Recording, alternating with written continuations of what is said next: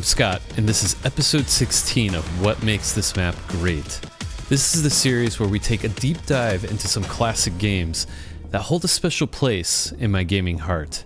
We're going to explore their amazing level design, beautiful art, creative combat encounters, as well as uncover their hidden secrets and see just how much they've influenced the gaming world. And in this episode, we're covering Quake E3M3, the Tomb of Terror.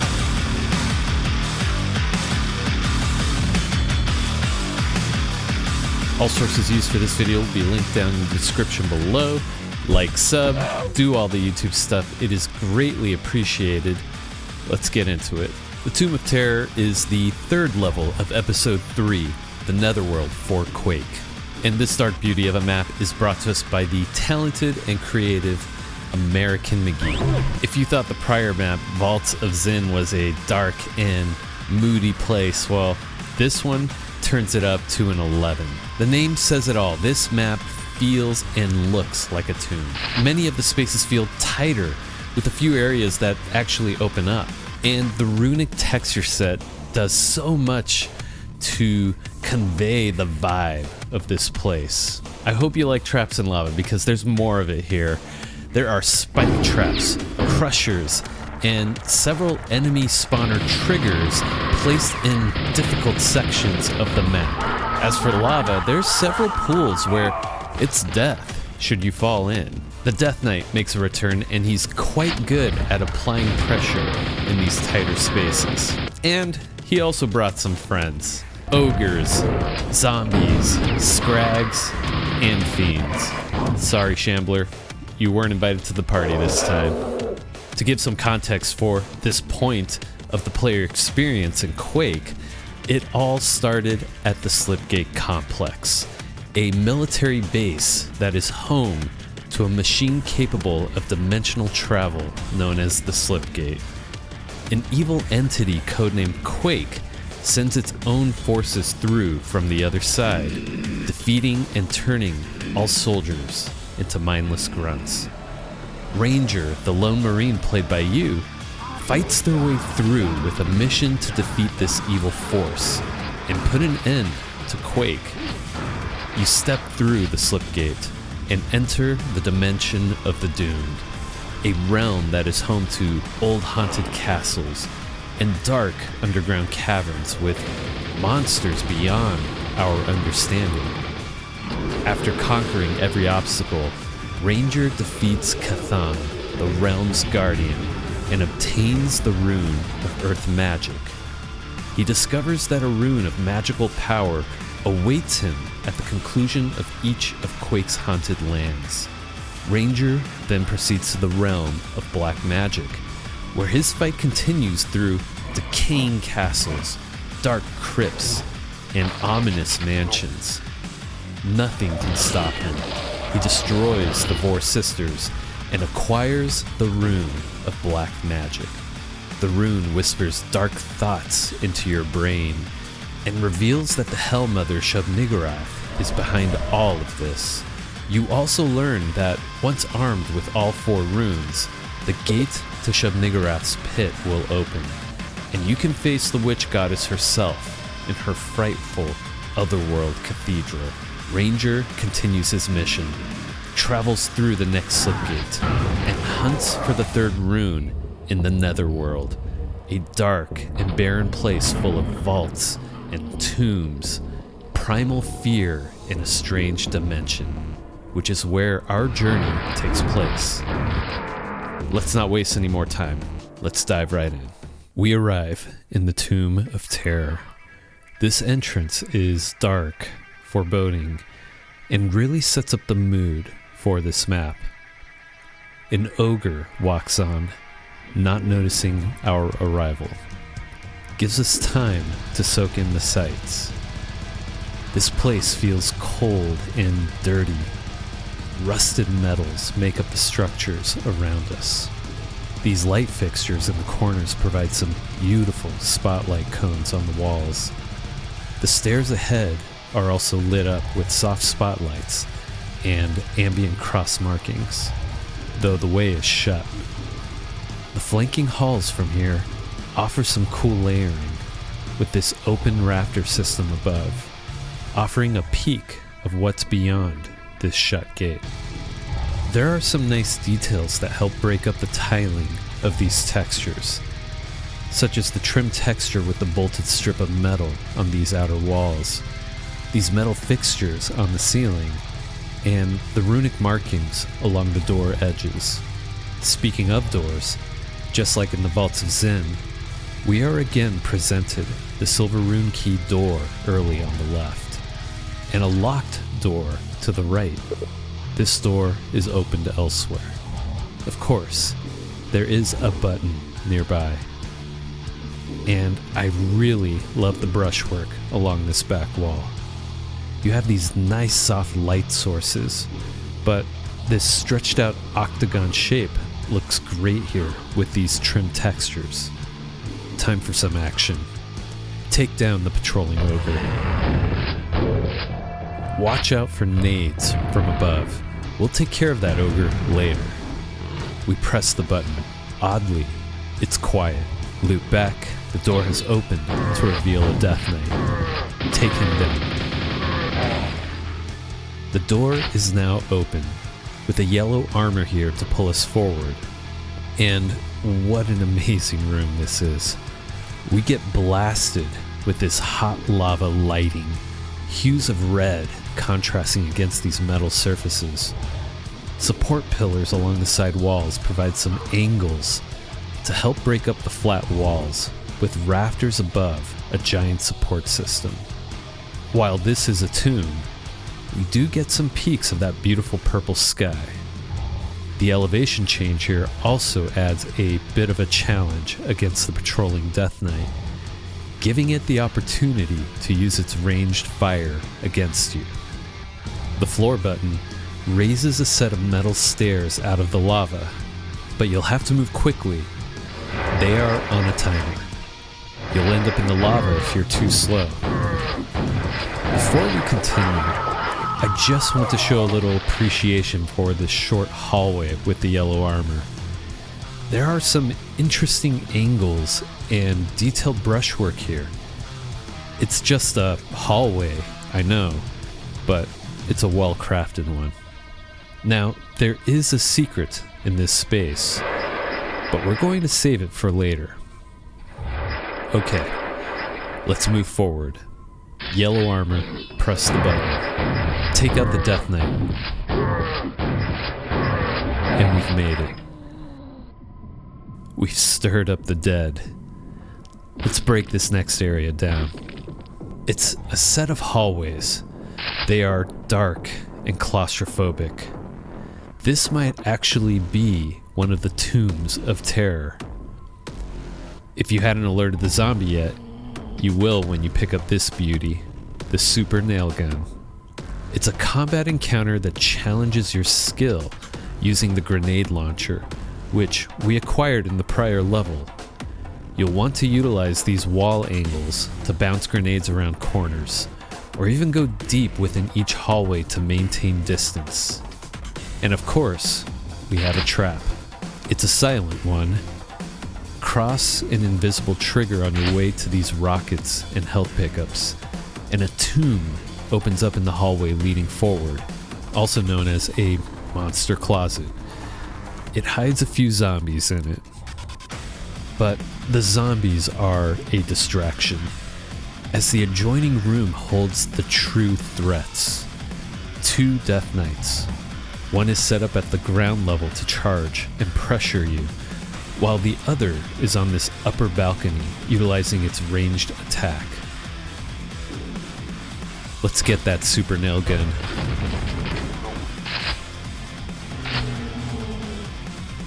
Keep some distance from the zombies here, and put the super nails to use on these Death Knights.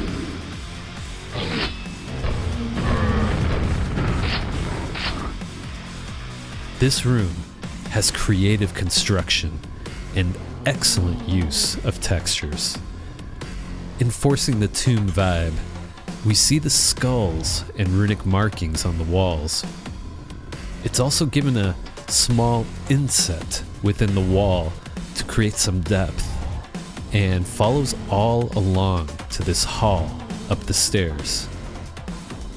Cool rafters here too. I love it. Most interesting though is the beveled ceiling above us. A creative way to add some interest to the ceiling as opposed to just a flat surface. Also, the holes reveal a space above, as well as zombies.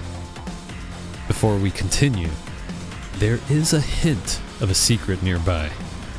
Seems weird that there's water in a place we mostly see lava, right? In Quake, if you see water, you should always take a dive. We're rewarded a mega health. Through this hall with the cool overhead rafters, an elevator takes us up, and we now know where those zombie moans are coming from. Great geometric brushwork for this long hall. Some interesting corners with well-aligned textures.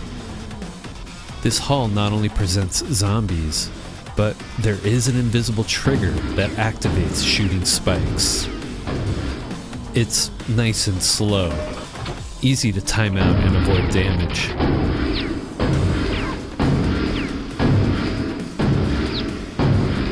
Make sure those zombies stay dead. Let's break down the upcoming encounter experience. This hall has a lone ogre on guard, but he's on lower ground and is relatively easy to defeat. What I admire most is the interesting lattice work on the ceiling, casting skylight shadows below that make for a dark, moody vibe, which contrasts the connecting room. A giant enclosed space filled with hot lava below. A skylight lights up the center area, but the lava is just glowing red. Love it. A lone scrag guards a series of floor buttons here. The player will need to press them all while navigating some tight bridges and dealing with spawning monsters. First one extends a bridge.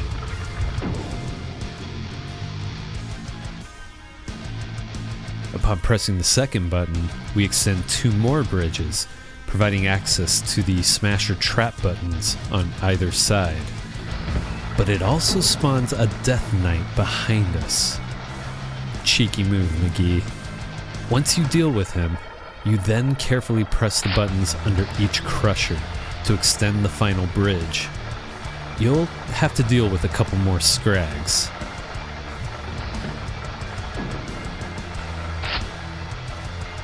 All of this, oh, and a couple more zombies, leads us through the teleporter, back to the start of the map. And now that gated stairway is open. Okay, play-by-play here. Ogre, no problemo. Nails are best for scrags. Also for the Death Knight.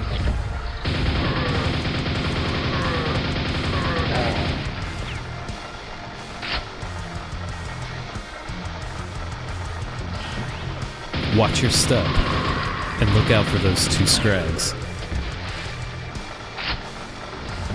Buttons pressed. Incoming zombies. Jib. And through the teleporter. Back at the start of the map. I've made mistakes in that giant lava room in the past. Such a tricky encounter when learning how to use WASD and mouse look back in the day. These stairs leading up entice with a mega health, but be careful. We did leave an angry ogre alone earlier up here, and there is a Death Knight ready to cast fire shards at you from this range.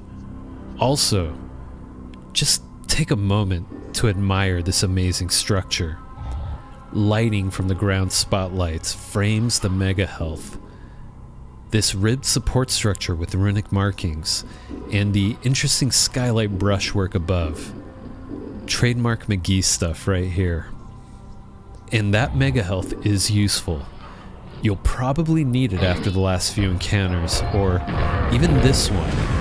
That extra health will help you take some necessary damage in the upcoming area. We're presented a bloody Jesus button. This can't be good. A bridge rises from the lava, and the way forward is revealed. But the moment you cross an invisible trigger, a nail trap goes off. Additionally, the bridge and way forward are on a timer, so you have to rush through quickly. And what do we get once we cross? It's the silver rune key, with a nasty combat encounter, putting you toe-to-toe with a Death Knight. See, that mega health has its purpose. And just to demo it, should you take your time and not jump down right away, this wall will push you back into the lava. So yeah, do your best with the nail gun to take him out. And the silver rune key is ours.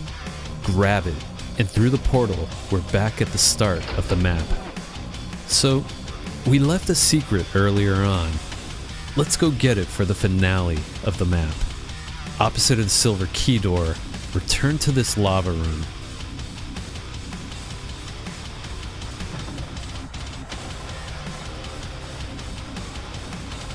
Cross up the steps, and before entering this hallway, look top right, and there's a glowing Q button. Shoot it, a door opens below, revealing a portal. It's timed, so once you shoot it, drop down, and you'll appear in the upper rafters of this room. A red armor is your reward. Grab it and proceed to drop safely down. I like to use this Q button to lead me back to the silver key door. Use the key, and now we're on the final combat encounter for this map. Let's break it down. First, this fiend provides a literal jump scare. The moment you open the door, it will leap at you. Once you deal with it, the hall leads you to a descending stairwell with lava below. A Death Knight sits in a dark alcove up high, intended to ambush you, while a scrag gets your attention here in the center of the stairwell. Making your way down, a doorway is sealed shut. This door is opened elsewhere. A button must be nearby. You can hear ogres nearby. One awaits down below, guarding a Q button, but you can hear more behind these walls. Subtle audio cue to warn you of the upcoming danger, if these skull iron walls didn't seem ominous enough. Because pressing the button opens these tombs of terror. A Death Knight and 2 ogres guard this final button, and a third ogre joins the fight as a wall opens up to reveal an ogre in shadow. These iron bars provide some cover for the ogres, allowing them to shoot grenades at you as well. The close quarters of this encounter make it tough to manage the Death Knight, let alone all the nades bouncing around. Well, let's play it out. Charge in, take out the scrag, send some nails, and maybe even a couple nades at the Death Knight. Watch your range with this ogre. Always beat out ogres when you have high ground. Press the button, and use some nades while the Death Knight is still at range. Super shoddy or nails as it gets closer. Grenade the ogre in the dark alcove. We have a useful corner here.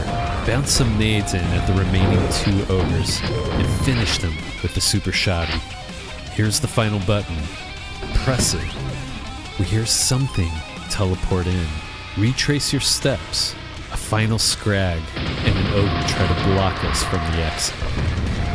Nothing can stop us. We did it.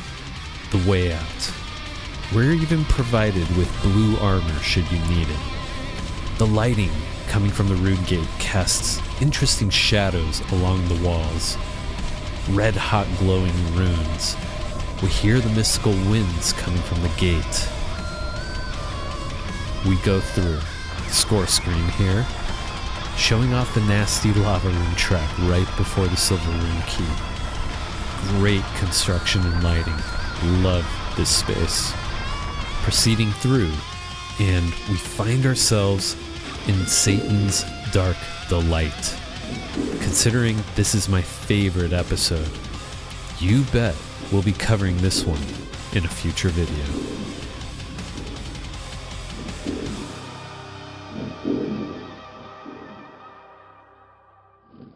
So here's the part where I go over some quick trivia about our featured map. This map was referred as EM3 during the development of Quake. This might hint that this map was originally intended to be a deathmatch map. Any map from Quake's single-player experience can be played multiplayer in deathmatch or even co-op, but this one didn't quite make it as one of the official deathmatch maps in the final shipped game. That said, it usually was a fun one to play on. Shout out to community member Sturobabble for his insightful comment in last week's video. In regards to the runic texture set, American McGee actually requested this set to be made. He had been using another texture set early in development called Aztec, which has a, like the name implies, an Aztec Mesoamerican sort of style to it. He was feeling uninspired by that set, so he approached texture artist Adrian Carmack and shared his ideas for a new set. I'm going to guess that Adrian Carmack wasn't excited to crank out a whole new texture set during the crazy crunch of making Quake. But it was that moment that the runic texture set was born. And it's also considered one of the trademark looks for Quake. There's a really cool skip right at the start of the map. A skillful player can grenade jump from the lower floor to the upper floor of the starting room, skipping the rest of the map and allowing the player to acquire the silver key early on and just go straight to the end of the map. Grenade jumps are much harder to accomplish in comparison to rocket jumps, mainly because you don't really have as much control with your velocity from the explosion. This is especially challenging when you've got a couple ogres nearby tossing nades at you, and you're also having to grenade jump through a thin part of the overhead rafter. It's quite an amazing feat to perform during a speedrun. And our last bit of trivia, this is the only map out of all of the Quake levels that cannot be 100% completed with a shotgun start. Until recently. Let me explain. Similar to pistol starting in classic Doom, Quake shared the same design rule in which every level should be able to be completed with a shotgun axe start. And while you can finish the Tomb of Terror with a shotgun axe start, you won't be able to 100% the map due to there not being any explosives to kill the zombies. There are some extremely difficult ways to get close to it, but I don't have the patience for it. But let me refer you to Decino. Decino runs an excellent channel where he does amazing breakdowns for Doom and Quake, including some technical demonstrations that are fairly easy to understand. The edits in his videos are also amazing. It just blows my mind. He's got a video where he shows a way of achieving 100% kills on all of the Quake maps. And the Tomb of Terror has this crazy method of killing those zombies. It took him nearly 30 minutes to achieve it. It requires some crazy setup, and yeah, I personally don't have the patience to do it. So I'll link the timestamped video down in the description below, but I highly recommend watching it from the beginning as it's truly an entertaining watch. So, what makes E3M3, the Tomb of Terror, a great map? First, its atmosphere. It successfully delivers a claustrophobic tomb experience, which of course looks great with the runic texture set. The map uses strong lighting contrast. You've got dark corners mixed with hot lava lighting and these beautiful rooms with soft spotlights, which helps turn up the dread and visual drama. We also got to talk about the architecture and McGee's amazing attention to detail. The level avoids boring flat corridors through clever brush usage. This includes beveled ceilings, intricate lattice work, and trim textures aligned in a way that looks decorative in its design. And also the rib support structures in several of the larger rooms, they just look so cool. Even the simple areas like hallways, they're crafted with interesting angles and layering. An example would be the open rafter system visible from the start. This adds a wonderful sense to depth in an environment. Let's talk about the combat. Combat leverages the tight multi-level layouts, forcing strategic movement and weapon usage. You've got several areas where you can bounce grenades around a corner or even use the advantage of height. And in some cases, the monsters have an advantage against you because they've got the higher ground, but that requires you to think strategically on the fly and make some quick weapon choice decisions. There's also a lot of hazards and traps. Heavy use of spike traps, crushers, and timed elements like the lava bridge leading to the silver rune key. If you don't cross it on time, the wall pushes you back into the lava. These constantly apply pressure to the player, preventing any moments of chill. And again, the enemy placement. Enemies are positioned to create specific threats. Ranged Death Knights on high balconies. It forces them to use their ranged attacks while you have ground level rushers closing the distance quickly towards you. And the final room ambushes that utilize monster closets, it creates these frantic close quarter moments. And finally, the progression and rewards throughout the map. The map cleverly uses teleporters and button sequences to lock you from moving forward. Once you achieve those things, there's usually a teleporter that loops you back to the start of the map, and that helps create a space feel large and interconnected. And then the secrets like the mega health in the water and the red armor accessed by shooting the target in the early on lava room. They are valuable resources, and when you find them, it encourages the player to explore and look for more. In short, American McGee again demonstrates his mastery of his craft. The Tomb of Terror is an amazing display of dreadful atmosphere, detailed architecture, beautiful lighting, and challenging dynamic combat encounters. A fine example that echoes map design sensibilities to this day. What are your thoughts on E3M3, the Tomb of Terror? Did you have a difficult time navigating the spaces with lava? And how did you manage in those tight quarters towards the end of the map? Let me know down in the comments section below. If you enjoyed this video, hit that like button, share it with friends, and subscribe for more great gaming content. And if you're looking for more, check out this recommended video right here. Thanks for watching. I'll catch you in the next one.